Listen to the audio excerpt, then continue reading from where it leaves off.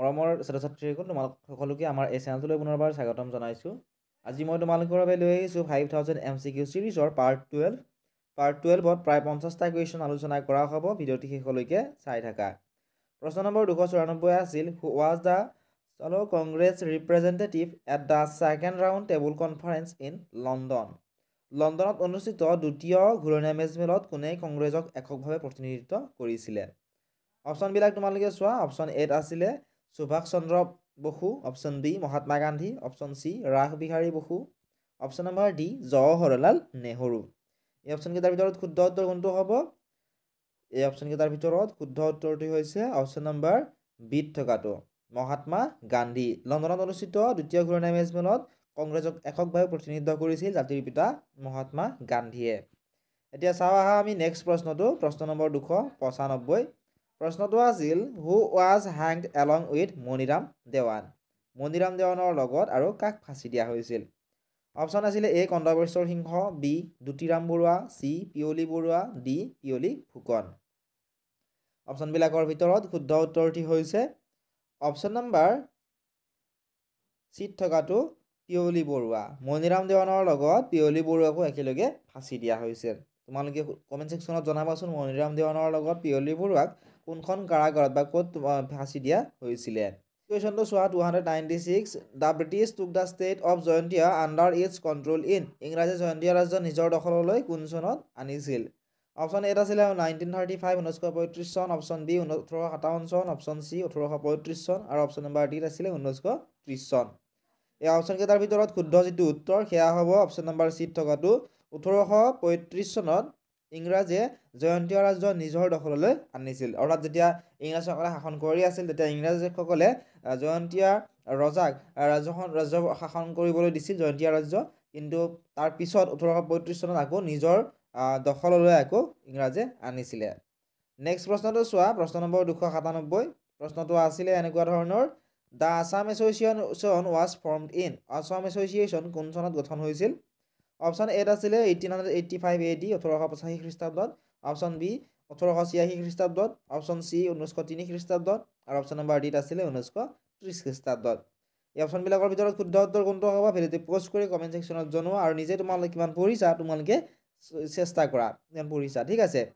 Option C হ'ব correct answer. 1903 চনত Assam association গঠন হৈছিলে। তোমালোকক যদি PDF-সমূহ লাগে তোমালোকে এতিয়াই ডেছক্ৰিপশ্যনত দিয়া লিংকত ক্লিক কৰি ক্লাছ 10ৰ হোৱাটছআপ চেনেল, ফেচবুক পেজ আদিসমূহত ফ'ল' কৰি ল'বলৈ নাপাহৰিবা।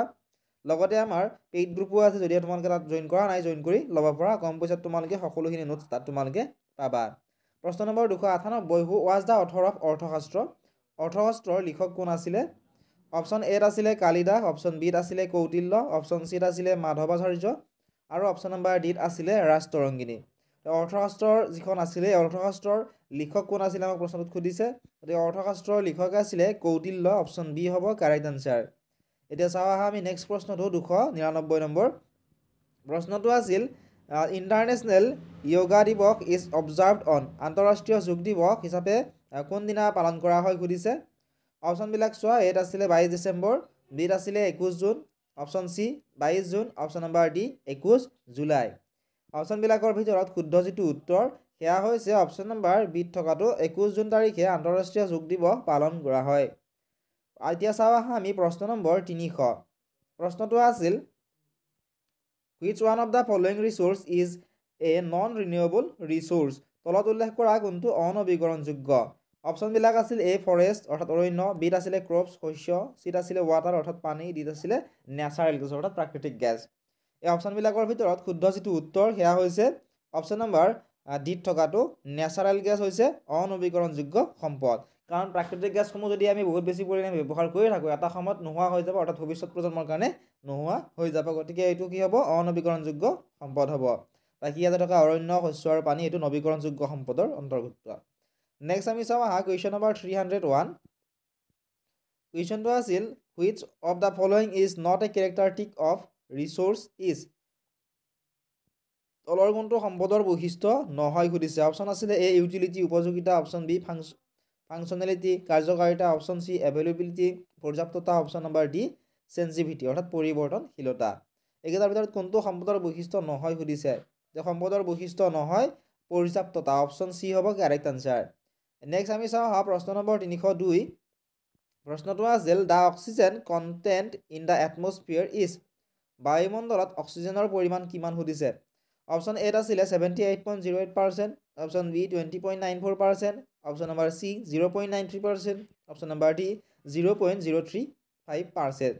আমাক কি সুধিছে বায়ুমণ্ডলত অক্সিজেনৰ পৰিমাণ আমাক সুধিছে আমি জানো বায়ুমণ্ডলত আটাইতকৈ বেছি পৰিমাণে থকা গেছবিধে হৈছে নাইট্ৰজেন গেছ আটাইতকৈ বেছি পৰিমাণে থাকে কি গেছ থাকে নাইট্ৰজেন গেছ ঠিক আছে মনত ৰাখিবা নাইট্ৰজেন গেছ আটাইতকৈ বেছি পৰিমাণে থাকে বায়ুমণ্ডলত গতিকে 78.08% নাইট্ৰজেন হ'ব 20.94% ঠিক আছে এইটো অসমীয়াত টাইপ কৰোঁতে অলপ ভুল হ'ল শুদ্ধ কৰি ল'বা ইংলিছটো শুদ্ধ হৈ আছে 20.94% হ'ব এইটো অক্সিজেন ঠিক আছে গতিকে অপশ্যন নম্বৰ বি হ'ব এই কুৱেশ্যনটোৰ শুদ্ধ উত্তৰ কুৱেশ্যন নম্বৰ 302 তোমালোকে যদি ভিডিঅ'টো চাই ভাল পাইছা ভিডিঅ'টো লাইক কৰি দিয়াৰ লগতে তোমালোকৰ বন্ধু বান্ধৱীসকলৰ লগত শ্বেয়াৰ কৰি দিবলৈ নাপাহৰিবা আৰু তোমালোকে কমেণ্ট ছেকশ্যনত জনাবাচোন কোনখন ডিষ্ট্ৰিক্টৰ পৰা তোমালোকে ভিডিঅ'সমূহ চাই আছা বা কোনটো ছাবজেক্টৰ তোমালোকক MCQ লাগে question number 303 one cause of natural desertification is মৰুকৰণৰ এটা প্ৰাকৃতিক কাৰণ কি অপশ্যন এত আছিলে অভাৰ গ্ৰেজিং অৰ্থাৎ পশুচাৰণ অপশ্যন বি ডিফৰেষ্টেশ্যন বননি ধ্বংস অপশ্যন চি ড্ৰাই ৱেডাৰ খৰাং বতৰ অপশ্যন নম্বৰ ডি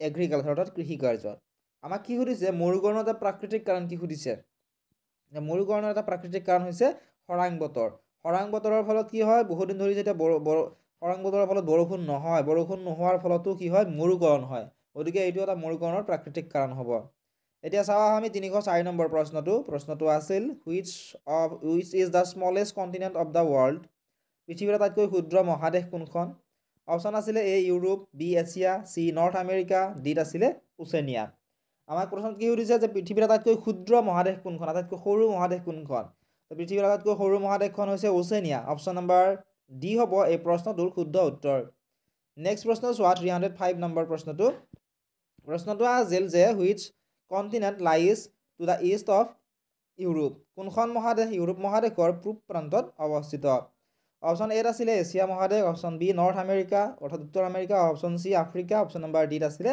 এণ্টাৰ্কটিকা এই অপশ্যনবিলাকৰ ভিতৰত শুদ্ধ যিটো উত্তৰ সেয়া হ'ব অপশ্যন নম্বৰ এত থকাটো এছিয়া মহাদেশ ইউৰোপ মহাদেশৰ পূব প্ৰান্তত অৱস্থিত প্ৰশ্ন নম্বৰ 305টো চোৱা প্ৰশ্নটো আছিল as per 2011 census the female literacy rate of Assam is 2011 চনৰ লোকসভা অনুসৰি অসমৰ মহিলাৰ সাক্ষৰতাৰ হাৰ কিমান অপশ্যন এত আছিলে 73%, option B 65%, option C 68%, option number D 67%। অপশ্যনবিলাকৰ ভিতৰত শুদ্ধ যিটো উত্তৰ সেয়া হ'ব অপশ্যন নম্বৰ বিত থকাটো 2011 চনৰ লোকপিয়ল অনুসৰি অসমৰ মহিলাৰ সাক্ষৰতাৰ হাৰ হৈছে 65%।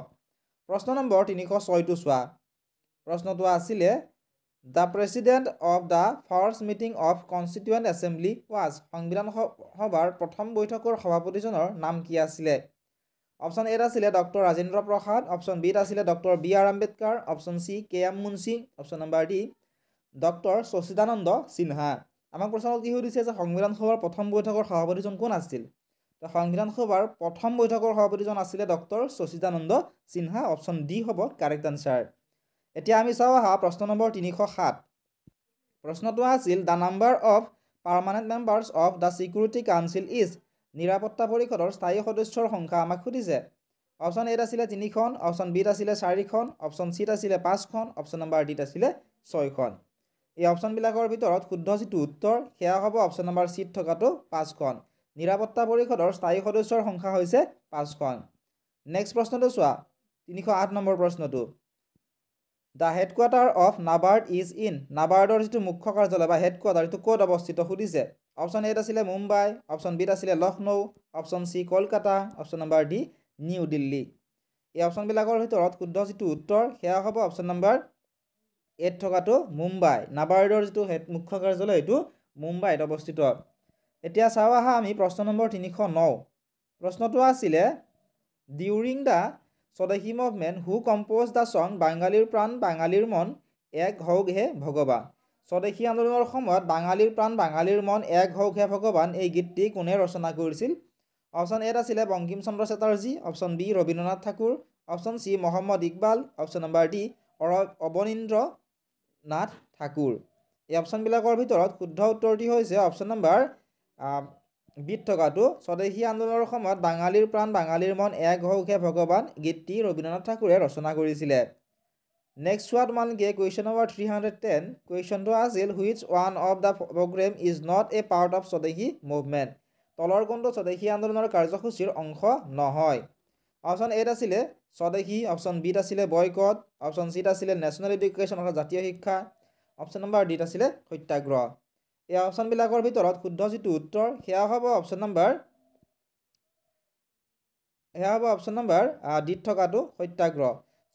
ইয়াৰে স্বদেশী আন্দোলনৰ কাৰ্যসূচীৰ অংশ কোনটো নহয় সুধিছে, গতিকে সত্যাগ্ৰহটো স্বদেশী আন্দোলনৰ কাৰ্যসূচীৰ অংশ নাছিল। নেক্সট তোমালোকে চোৱা প্ৰশ্ন নম্বৰ 311। প্ৰশ্নটো আছিল দ্য চেয়াৰমেন অফ নীতি আয়োগ ইজ, নীতি আয়োগৰ অধ্যক্ষ কোন? অপশ্যন চোৱা এ প্ৰেচিডেণ্ট অফ ইণ্ডিয়া অৰ্থাৎ ভাৰতৰ ৰাষ্ট্ৰপতি, option B prime minister of India ভাৰতৰ প্ৰধানমন্ত্ৰী, option number C vice president of India ভাৰতৰ উপ ৰাষ্ট্ৰপতি, option number D none of them অৰ্থাৎ ওপৰৰ এটাও নহয়। নীতি আয়োগৰ অধ্যক্ষ কোন? প্ৰায় পৰীক্ষাত এই কুৱেশ্যনটো আহি থাকে।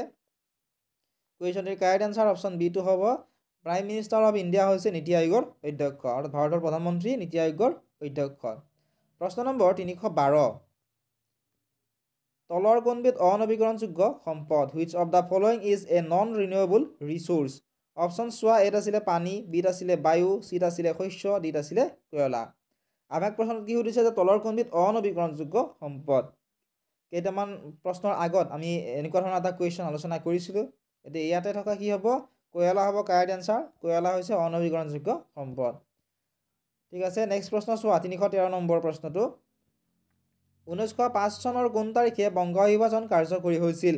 On which date in 1905 did the partition of Bengal come into force?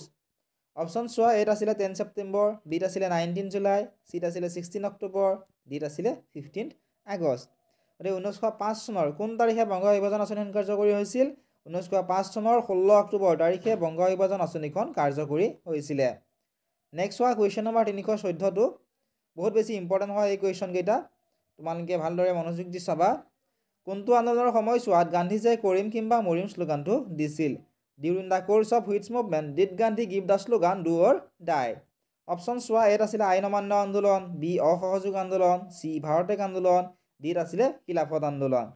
গতিকে এই গোটেইকেইটা আন্দোলনৰ কোনটো আন্দোলনৰ সময়ছোৱাত গান্ধীজীয়ে কৰিম কিম্বা মৰিম শ্লোগানটো দিছিল? শুদ্ধ উত্তৰটি হৈছে অপশ্যন নম্বৰ চিট থকাটো ভাৰতেক আন্দোলনৰ সময়ছোৱাত গান্ধীজীয়ে কৰিম কিম্বা মৰিম শ্লোগানটো দিছিল। ভাৰতেক আন্দোলন কেতিয়া হৈছিল? 1942 চনৰ আগষ্ট মাহত ভাৰতেক আন্দোলন হৈছিল। সেইকাৰণে এই আন্দোলনক আগষ্ট বিপ্লৱ নামেৰেও জনা যায়, তোমালোকে মনত ৰাখিবা। নেক্সট চোৱা তোমালোকে কুৱেশ্যন নম্বৰ 315। কুৱেশ্যনটো আছিল যে ব্ৰিটিছৰ বিৰুদ্ধে সংঘটিত হোৱা প্ৰথমটো কৃষক বিদ্ৰোহ আছিল। The first peasant uprising against the British was?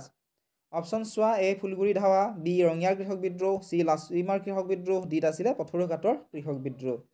গতিকে এইকেইটাৰ ভিতৰত প্ৰথমটো কৃষক বিদ্ৰোহ কোনটো আছিল ব্ৰিটিছৰ বিৰুদ্ধে হোৱা? সেয়া আছিলে ফুলগুৰি ধাৱা। অপশ্যন এ হ'ব কাৰেক্ট এনচাৰ। নেক্সট চোৱা কুৱেশ্যন নম্বৰ 316। কুৱেশ্যনটো আছিল যে ফকলেণ্ড দ্বীপটো কোনখন মহাসাগৰত অৱস্থিত? In which ocean Falkland island located? Option চোৱা এত আছিলে প্ৰশান্ত মহাসাগৰ, Pacific ocean, option B Bharat মহাসাগৰ, Indian ocean, option C Atlantic মহাসাগৰ, Atlantic ocean, option number D Bharat মহাসাগৰ, নৰ্থ আৰ্ণ অচিয়ান। এই অপশ্যনকেইটাৰ ভিতৰত শুদ্ধ উত্তৰটি হৈছে অপশ্যন নম্বৰ চিত থকাটো আটলাণ্টিক মহাসাগৰ। ফকলেণ্ড দ্বীপটো আটলাণ্টিক মহাসাগৰত অৱস্থিত। প্ৰশ্ন নম্বৰ 317 চোৱা। প্ৰশ্নটো আছিল যে তলত উল্লেখ কৰা মুদ্ৰাবোৰৰ অবিহিত মুদ্ৰাটো হ'ল which one of the following is a non legal tender money? Option এত আছিলে কাগজী মুদ্ৰা, অপশ্যন বি ধনাদেশ, অপশ্যন চি ধাতু মুদ্ৰা, অপশ্যন নম্বৰ ডিত আছিলে আদেশ মুদ্ৰা। এইকেইটাৰ ভিতৰত অবিহিত মুদ্ৰা কোনটো হয় সুধিছে। অবিহিত মুদ্ৰাটো হৈছে ধনাদেশ বা চেক মুদ্ৰাটো হৈছে অবিহিত মুদ্ৰা। প্ৰশ্ন নম্বৰ 318 চোৱা। প্ৰশ্নটো আছিলে যে ভাৰতীয় সংবিধান সভাৰ প্ৰথমখন সভাত কোনে সভাপতিত্ব কৰিছিল? Who presided over the first meeting of the constituent assembly of India? Option চোৱা A doctor B R Ambedkar, option B doctor Sachchidananda Sinha, option C N Gopalaswami, option number D Syed Mohammad Saadulla. এই অপশ্যনবিলাকৰ ভিতৰত শুদ্ধ উত্তৰ কোনটো হ'ব? এই অপশ্যনবিলাকৰ ভিতৰত শুদ্ধ উত্তৰটো হ'ব ডক্টৰ সচিদানন্দ সিনহা। তেওঁ আছিল ভাৰতীয় সংবিধান সভাৰ প্ৰথমখন বৈঠকত সভাপতিত্ব তেওঁ কৰিছিলে। কুৱেশ্যন নম্বৰ 319 কুৱেশ্যনটো চোৱা বহুত বেছি ইম্পৰ্টেণ্ট হয় এই কুৱেশ্যনবিলাক গোটেইকেইটা প্ৰশ্ন মনত ৰাখিব ভালদৰে এখন দেশৰ মুদ্ৰানীতিৰ দায়িত্ব ন্যস্ত থাকে the responsibility of monetary policy is assigned to গতিকে অপশ্যন চোৱা এ বাণিজ্যিক বেংকৰ ওপৰত the commercial bank option C সমবায় বেংকৰ ওপৰত the cooperative bank option C কেন্দ্ৰীয় বেংকৰ ওপৰত the central bank option number D উন্নয়ন বেংকৰ ওপৰত দ্য ডেভেলপমেণ্ট বেংক এইকেইটাৰ ভিতৰত শুদ্ধ উত্তৰ কোনটো হ'ব এখন দেশৰ মুদ্ৰানীতিৰ দায়িত্ব ন্যস্ত থাকে কেন্দ্ৰীয় বেংকৰ ওপৰত অপশ্যন চি হ'ব শুদ্ধ উত্তৰ ঠিক আছে চেণ্ট্ৰেল বেংকৰ ওপৰত মনিটৰী পলিচি এছাইন থাকে প্ৰশ্ন নম্বৰ চোৱা 320টো বহুত বেছি ইম্পৰ্টেণ্ট হয় প্ৰশ্নটো বহুকেইখন ডিষ্ট্ৰিক্টৰ প্ৰি বৰ্ড এক্সামৰ এইবাৰ পৰীক্ষাত প্ৰশ্নটো আহিছে স্থল জল বায়ু আৰু জীৱৰ মাজত পাৰস্পৰিক সম্পৰ্কৰ পৰিণতিকেই পৰিৱেশ বুলি কৈছে the environment is the outcome of the interaction among land water air and life said by option চোৱা এত আছিলে পিটাৰ হেগেট বিত আছিলে জিম্মাৰমান চিত আছিলে জৰ্জ চিজহম ডিত আছিলে জি ডাৰ্কেন ৱৰ্ল্ড এই অপশ্যনবিলাকৰ ভিতৰত শুদ্ধ উত্তৰটি হৈছে অপশ্যন নম্বৰ এত থকাটো পিটাৰ হেগেটে এনেদৰে কৈছিল জল বায়ু আৰু জীৱৰ মাজত পাৰস্পৰিক সম্পৰ্কৰ পৰিণতিকে পৰিৱেশ বুলি পিটাৰ হেগেটে কৈছিলে এতিয়া চাওঁ আহা আমি 321 নম্বৰ প্ৰশ্নটো আছিল তলৰ কোনটো গেছ প্ৰদূষক নহয় which of the following is not a pollutant option চোৱা এত আছিলে কাৰ্বন ডাই অক্সাইড বিত আছিলে কাৰ্বন মনক্সাইড চিত আছিলে নাইট্ৰজেন অক্সাইড ডিত আছিলে অক্সিজেন এইকেইটাৰ ভিতৰত কোনটো গেছ প্ৰদূষক নহয় সুধিছে এতিয়া প্ৰদূষক যিটো নহয় বুলি কৈছে এইটো অক্সিজেন হ'ব অক্সিজেন আমি উশাহ নিশাহ লওঁতে লওঁ আৰু এইটো গেছ প্ৰদূষক গেছ নহয় ঠিক আছে মনত ৰাখিবা নেক্সট প্ৰশ্নটো চোৱা প্ৰশ্ন নম্বৰ 322 প্ৰশ্নটো আছিল when was the partition of Bengal annulled বংগদেশৰ একত্ৰীকৰণ কেতিয়া হৈছিল অপশ্যন চোৱা A 1911 option B 1912 option C 1905 option number D 1975 গতিকে এইকেইটা চনৰ ভিতৰত শুদ্ধ উত্তৰ কোনটো হ'ব শুদ্ধ উত্তৰটি হৈছে অপশ্যন নম্বৰ এত থকাটো 1911 চনত বংগদেশৰ একত্ৰীকৰণ হৈছিলে প্ৰশ্ন নম্বৰ 323 প্ৰশ্নটো আছিল where did Mahatma Gandhi use the term satyagraha for the first time satyagraha শব্দটো গান্ধীজীয়ে প্ৰথম ক'ত ব্যৱহাৰ কৰিছিল অপশ্যন চোৱা এত আছিলে ইণ্ডিয়া বিত আছিলে লণ্ডন চিত আছিলে চাউথ আফ্ৰিকাত ডিত আছিলে আহমেদাবাদ সত্যাগ্ৰহ যিটো শব্দ আছিল এই শব্দটোৱে গান্ধীজীয়ে দক্ষিণ আফ্ৰিকাত তেওঁ ব্যৱহাৰ কৰিছিল আৰু দক্ষিণ আফ্ৰিকালৈ তেওঁ ল পঢ়িবলৈ তেওঁ গৈছিলে প্ৰশ্ন নম্বৰ 324টো তোমালোকে চোৱা প্ৰশ্নটো আছিল in which movement did Mahatma Gandhi use the slogan do or die কোনটো আন্দোলনত মহাত্মা গান্ধীয়ে কৰিম কিংবা মৰিম শ্লোগানটো দিছিল ইয়াতে তোমালোকে ডাই ৱাৰ্ডটো শুদ্ধ কৰি ল'ব DIE ঠিক আছে অপশ্যন চোৱা এত আছিলে নন কোঅপাৰেশ্যন মুভমেণ্ট অসহযোগ আন্দোলন option B civil disobedience movement আইন অমান্য আন্দোলন অপশ্যন চি স্বদেশী মুভমেণ্ট স্বদেশী আন্দোলন option number D quit India movement অৰ্থাৎ ভাৰতেক আন্দোলন শুদ্ধ উত্তৰটি হৈছে অপশ্যন নম্বৰ ডিত থকাটো কুইট ইণ্ডিয়া মুভমেণ্ট ভাৰতেক আন্দোলনৰ সময়ত মহাত্মা গান্ধীয়ে কৰিম কিংবা মৰিম শ্লোগানটো দিছিল নেক্সট চোৱা কুৱেশ্যন নম্বৰ 325 কুৱেশ্যনটো আছিল which British officer was killed in the Phulguri Dhawa কোনজন চৰকাৰী বিষয়া ফুলগুৰি ধাৱাত বিদ্ৰোহীৰ হাতত মৃত্যু হৈছিল অপশ্যন এত আছিলে লেফটেনেণ্ট হাবতি option number B lieutenant Singer option number C captain Holroyd option number D captain Rose এই অপশ্যনবিলাকৰ ভিতৰত শুদ্ধ উত্তৰটি হৈছে অপশ্যন নম্বৰ বিত থকাটো লেফটেনেণ্ট সিংগাৰ আছিলে লেফটেনেণ্ট সিংগাৰৰ ফুলগুৰি ধাৱাত বিদ্ৰোহীৰ হাতত তেওঁৰ মৃত্যু হৈছিলে নেক্সট তোমালোকে চোৱা কুৱেশ্যন নম্বৰ 326 কুৱেশ্যনটো আছিল এনেধৰণৰ who was the deputy commissioner of Mangaldai circle during the Patharughat peasant revolt পথৰুঘাটৰ কৃষক বিদ্ৰোহৰ সময়ত মংগলদৈ মহকুমাৰ উপায়ুক্ত কোন আছিলে অপশ্যনবিলাক আছিল A JD Anderson B MC Cabe option C Hubert স্কন্স option number D lieutenant Singer কুৱেশ্যনটিৰ কাৰেক্ট যিটো আনচাৰ সেয়া হ'ব অপশ্যন নম্বৰ এত থকাটো পথৰুঘাটৰ কৃষক বিদ্ৰোহৰ সময়ত মংগলদৈ মহকুমাৰ উপায়ুক্ত আছিল JD এণ্ডাৰছন নেক্সট চোৱা কুৱেশ্যন নম্বৰ 327 কুৱেশ্যনটো আছিল which person among the following was not the member of constituent assembly of India তলৰ কোনজন ব্যক্তি ভাৰতৰ সংবিধান খচৰা কমিটিৰ সদস্য নাছিল অপশ্যনবিলাক আছিল doctor BR Ambedkar KM Munshi N Madhav Rao আৰু জৱাহৰলাল নেহৰু এইকেইজনৰ ভিতৰত ভাৰতৰ সংবিধান খচৰা কমিটিৰ কোনজন সদস্য নাছিল আমাক সুধিছে যেহেতু নাছিল সুধিছে গতিকে জৱাহৰলাল নেহৰু হ'ব শুদ্ধ উত্তৰ জৱাহৰলাল নেহৰু ভাৰতৰ সংবিধান খচৰা কমিটিৰ সদস্য নাছিল নেক্সট চোৱা কুৱেশ্যন নম্বৰ 328 কুৱেশ্যনটো আছিল the only bank was the with the right for supply of paper money is কাগজী মুদ্ৰা যোগান ধৰাৰ একমাত্ৰ অধিকাৰ কোনটো বেংকৰ আছে অপশ্যন চোৱা এটা আছিলে ষ্টেট বেংক অৰ্থাৎ ৰাজ্যিক bank option B commercial bank বাণিজ্যিক bank option C central bank অৰ্থাৎ কেন্দ্ৰীয় বেংক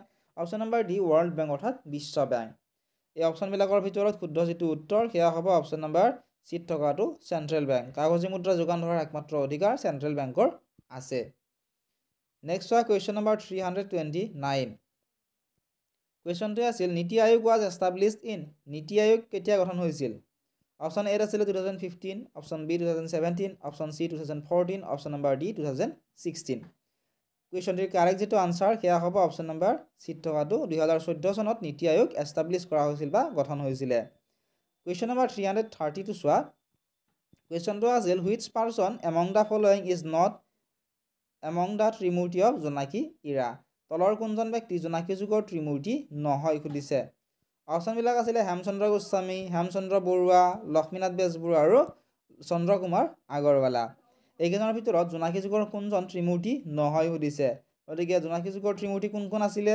হেমচন্দ্ৰ গোস্বামী আছিল লক্ষ্মীনাথ বেজবৰুৱা আছিল আৰু চন্দ্ৰ কুমাৰ আগৰৱালা আছিল কিন্তু হেমচন্দ্ৰ বৰুৱা নাছিলে গতিকে এইটোৱে হ'ব correct answer option number B Hemchandra Barua প্ৰশ্ন নম্বৰ 331টো চোৱা প্ৰশ্নটো আছিলে who among the following was the secretary of Assam association তলৰ দিয়া কোনজন আছাম এছ'চিয়েশ্যনৰ সম্পাদক আছিল অপশ্যন এ আছিলে Padmanath Gohain Baruah option B Jagannath Barua option C Prabhat Chandra Barua option number D Manik Chandra Barua গতিকে আছাম এছ'চিয়েশ্যনৰ সম্পাদক কোন আছিল আছাম এছ'চিয়েশ্যনৰ সম্পাদক আছিলে মাণিক চন্দ্ৰ বৰুৱা অপশ্যন ডি হ'ব কাৰেক্ট আনচাৰ প্ৰশ্ন নম্বৰ 322টো তোমালোকে চোৱা প্ৰশ্নটো আছিল when was Guwahati university establish Guwahati বিশ্ববিদ্যালয় কেতিয়া স্থাপিত হৈছিল অপশ্যন চোৱা এ আছিলে 1948 1948 চন অপশ্যন বি 1901 চন অপশ্যন চি 1910 চন আৰু অপশ্যন নম্বৰ ডি 1920 চন গুৱাহাটী বিশ্ববিদ্যালয় কেতিয়া স্থাপিত হৈছিল গুৱাহাটী বিশ্ববিদ্যালয় স্থাপিত হৈছিল 1948 চনত মনত ৰাখিবা তোমালোকে প্ৰশ্ন নম্বৰ 333টো তোমালোকে চোৱা প্ৰশ্নটো আছিল for which folk dance was Sangeet Natak academy award given to Lalit Chandra Nath and Kinaram Nath তলৰ কোনটো লোকনৃত্যৰ বাবে সংগীত নাটক একাডেমীয়ে ললিত চন্দ্ৰ নাথ আৰু কিনাৰাম নাথক বঁটা প্ৰদান কৰিছিল অপশ্যন এ আছিলে দেওধনী নৃত্য অপশ্যন বি ভোৰতাল নৃত্য অপশ্যন চি ওজাপালি আৰু অপশ্যন নম্বৰ ডি আছিলে বিহু নৃত্য এই অপশ্যনবিলাকৰ ভিতৰত শুদ্ধ যিটো উত্তৰ সেয়া হ'ব অপশ্যন নম্বৰ চিট থকাটো ওজাপালি নৃত্যৰ বাবে সংগীত নাটক একাডেমীয়ে ললিত চন্দ্ৰ নাথ আৰু কিনাৰাম নাথক বঁটা প্ৰদান কৰিছিলে প্ৰশ্ন নম্বৰ 334টো তোমালোকে চোৱা প্ৰশ্নটো আছিল the traditional festival Chapchar Kut belong to which state Chapchar Kut কোন ৰাজ্যৰ পৰম্পৰাগত উৎসৱ অপশ্যন এ আছিলে Arunachal Pradesh option B Nagaland option C Manipur option number D আছিলে মিজোৰাম সবচৰকুট হৈছে মিজোৰামৰ পৰম্পৰাগত উৎসৱ গতিকে অপশ্যন নম্বৰ ডি হ'ব এই প্ৰশ্নটোৰ কাৰেক্ট আনচাৰ তোমালোকে মনত ৰাখিবা প্ৰশ্ন নম্বৰ 335টো তোমালোকে চোৱা প্ৰশ্নটো আছিল who is the father of economic geography অৰ্থনৈতিক ভূগোলৰ পিতৃস্বৰূপ কোন আছিল ইম্পৰ্টেণ্ট কুৱেশ্যন হয় প্ৰায় পৰীক্ষাত এই কুৱেশ্যনটো আহি থাকে অপশ্যনবিলাক আছিলে George Chisholm option B C F Jones option C G Darkenwald option number D Zimmerman এই অপশ্যনবিলাকৰ ভিতৰত শুদ্ধ যিটো উত্তৰ সেয়া হৈছে অপশ্যন নম্বৰ এত থকাটো অৰ্থনৈতিক ভূগোলৰ পিতৃস্বৰূপ আছিলে জৰ্জ চিজহম নেক্সট চোৱা কুৱেশ্যন নম্বৰ 336 কুৱেশ্যনটো আছিলে which of the following is included in the category wealth তলৰ কোনটো সম্পত্তিৰ অন্তৰ্ভুক্ত আমাক সুধিছে অপশ্যন এত আছিলে ছানশ্বাইন অৰ্থাৎ সূৰ্যৰ ৰশ্মি অপশ্যন বিত আছিলে হাউচ অৰ্থাৎ ঘৰ দুৱাৰ অপশ্যন চিত আছিলে এয়াৰ অৰ্থাৎ বায়ু অপশ্যন নম্বৰ ডিত আছিলে পাব্লিক হেল্থ অৰ্থাৎ জনস্বাস্থ্য এইকেইটাৰ ভিতৰত কোনটো সম্পত্তিৰ অন্তৰ্ভুক্ত সুধিছে একেবাৰে ইজি কুৱেশ্যন হয় অপশ্যনটো চাই তোমালোকে ক'ব পাৰিবাই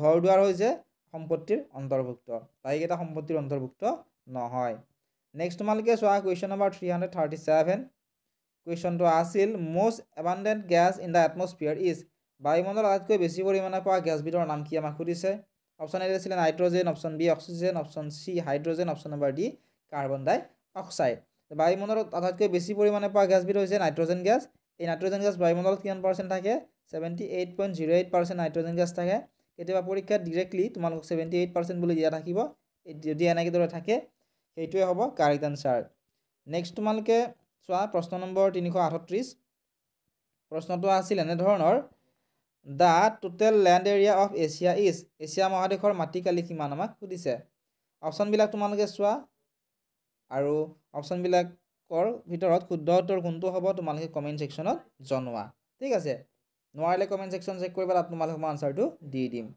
নেক্সট তোমালোকে চোৱা প্ৰশ্ন নম্বৰ 339 প্ৰশ্নটো আছিল যে Ukraine belong to which continent Ukraine কোন মহাদেশৰ অন্তৰ্গত অপশ্যন এত আছিলে এছিয়া অপশ্যন বিত আছিলে ইউৰোপ অপশ্যন চিত আছিলে আফ্ৰিকা আৰু অপশ্যন নম্বৰ ডিত আছিলে নৰ্থ আমেৰিকা অৰ্থাৎ উত্তৰ আমেৰিকা এইকেইটাৰ ভিতৰত ইউক্ৰেইন কোনখন মহাদেশৰ অন্তৰ্গত আমাক সুধিছে ইউক্ৰেইন আছিলে ইউৰোপ মহাদেশৰ অন্তৰ্গত গতিকে অপশ্যন বি হ'ব কাৰেক্ট আনসাৰ নেক্সট তোমালোকে চোৱা কুৱেশ্যন নম্বৰ 340 কুৱেশ্যনটো আছিল এনে ধৰণৰ which district of Assam has the highest population density by the 2011 census data 2011 চনৰ তথ্য মতে অসমৰ আটাইতকৈ ঘন জনবসতিপূৰ্ণ জিলা কোনখন অপশ্যন চোৱা এত আছিলে কামৰূপ ৰুৰেল কামৰূপ গ্ৰাম্য option B Kamrup metro' Kamrup মহানগৰ অপশ্যন চিত আছিলে ধুবুৰী আৰু অপশ্যন নম্বৰ ডি আছিলে নগাঁও 2011 চনৰ তথ্য মতে অসমৰ আটাইতকৈ ঘন জনবসতিপূৰ্ণ জিলাখন হৈছে কামৰূপ মহানগৰ জিলা কামৰূপ মহানগৰ জিলাৰ জনসংখ্যা অতি ঘন আন জিলাসমূহৰ তুলনাত